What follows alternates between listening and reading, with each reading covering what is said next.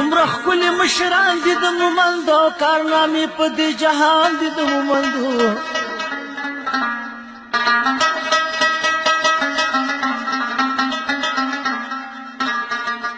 او په مېلمه باندې د سرو ماله تیر دي واوي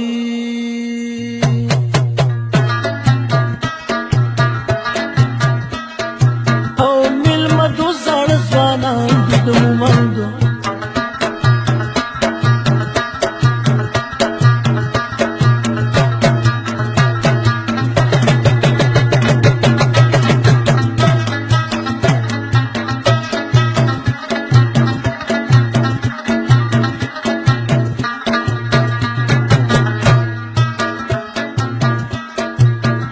هر یو شعر ډېر بېاده قیمتي دی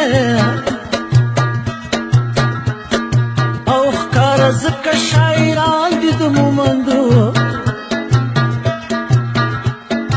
او د هر ګل په مخ لیکلی غزل دی واوري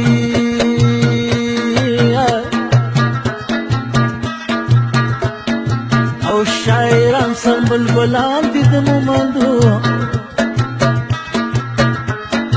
او وډو خیل مخمد زمانې تل صفت کړي